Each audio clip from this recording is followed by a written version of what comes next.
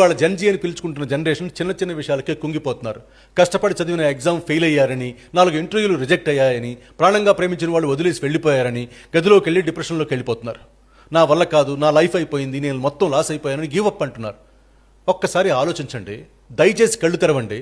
మీరు కోల్పోయింది ఒక ఉద్యోగాన్ని, ఒక బంధాన్ని, కేవలం కొంత డబ్బుని మాత్రమే. మీ ప్రాణాన్ని కాదు, దానిలో ఉన్న ధైర్యాన్ని కాదు. ఉన్నది పోయింది అని ఏడుస్తూ కూర్చుంటే ముందున్న కాలం కూడా నిన్ను చూసి నవ్వుతుంది.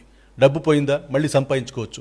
ప్రేమ పోయిందా, అంతకంటే పర్ఫెక్ట్ పర్సన్ నీ లైఫ్లోకి వస్తారు. ఉద్యోగం పోయిందా, నువ్వే 10 మందికి ఉద్యోగం ఇచ్చే రేంజ్కి నువ్వు ఎదగొచ్చు. గుర్తుపెట్టుకో, 6 అడుగుల శరీరం ఉంది, 1 అడుగు అటో ఇటో, అందులో ప్రాణం ఉంది, నరనరాలా ఉప్పొంగే నెత్తురుంది, ఒంటి నిండా సత్తు ఉంది. అంతకు మించి ఇంకేం కావాలి? ఆ ధైర్యం సరిపోదా నువ్వు అనుకున్నది సాధించడానికి? కానీ నీలో ఉన్న ధైర్యం చచ్చిపోతే మాత్రం ఏ దేవుడు నిన్ను కాపాడలేడు. ఇంగ్లీష్లో విన్స్టన్ చర్చిల్ చెప్పిన ఒక లైన్ ఉంది, success is not final, failure is not fatal, it is the courage to continue that counts. జీవితంలో నువ్వు సాధించిన సక్సెస్ శాశ్వతం కాదు. నువ్వు ఎదుర్కొన్న ఫెయిల్యూర్స్ నీ ప్రాణం తీయదు. కానీ ఈ రెండింటినీ దాటుకొని మళ్ళీ పొద్దున్నే లేచి నీ పోరాడే ధైర్యం ఉందే, అదే అసలైన జీవితం.